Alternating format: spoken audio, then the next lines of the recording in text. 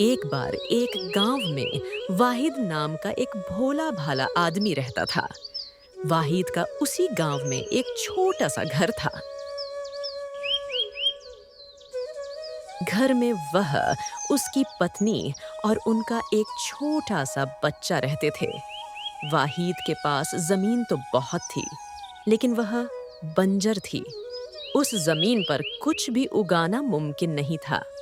इसी वजह से अपने घर का खर्च चलाने के लिए वाहिद एक दूसरे आदमी के घर पर काम करता था। अरे भाग्यवान, बात सुनो। आज कलीम जी के घर पर मुझे बहुत सारा काम है और उनका अनाज भी बाहर ले जाना है, तो आज मैं घर पर नहीं आऊंगा। मेरे हिस्से की रोटी कलीम के घर भेज देना, मैं वहीं रहूंगा।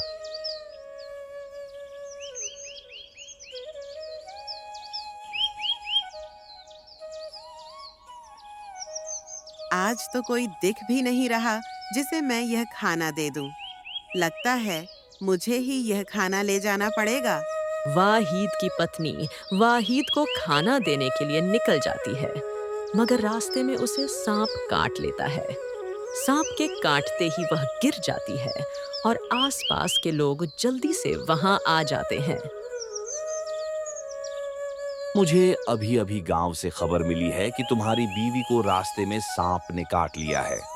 तुम्हें तुरंत वहां जाना चाहिए।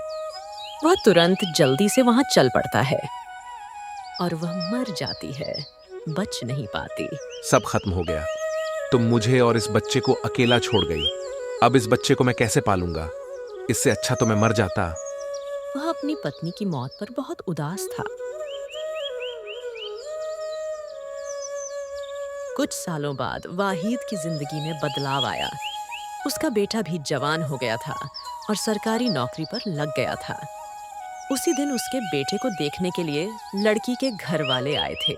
लड़की के घर वालों और वाहिद के बीच बातचीत होती है और रिश्ता पक्का हो जाता है। फिर वाहिद अपने बेटे की धूमधाम से शादी कर देता है।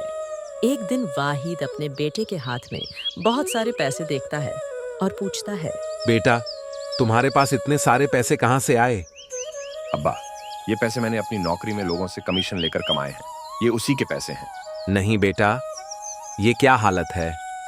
हमने तुम्हें बहुत प्यार से बड़ा किया और हमेशा यही सिखाया कि मेहनत और ईमानदारी से कमाना चाहिए।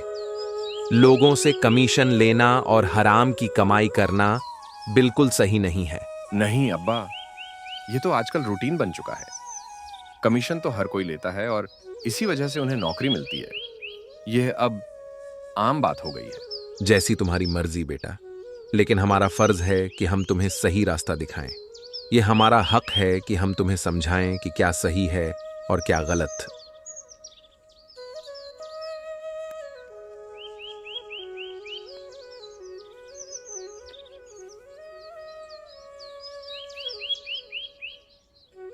वाहिद भाई, आपकी जो बंजर जमीन थी वहां पर अब फैक्ट्री बनाई जा रही है। आपकी जमीन की कीमत 50 लाख रुपए हो चुकी है। अब आप बहुत अमीर हो चुके हैं और आपकी जिंदगी पूरी तरह बदल जाएगी।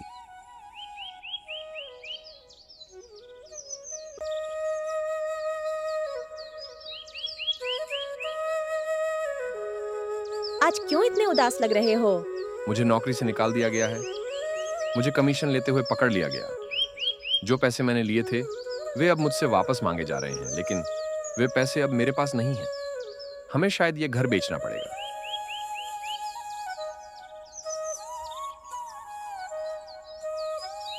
तभी वाहिद का बेटा और बहू उसके पास आ जाते हैं और बताते हैं, अब्बा, मुझे नौकरी से निकाल दिया गया है। मैंने तुम्हें बार बार समझाया था कि ये काम मत करो, ये ठीक नहीं है, लेकिन तुम मेरी बात मानते ही नहीं थे। अब देख लो, यही होता है गलत काम का अंजाम। अब जैसे भी हो, रहो।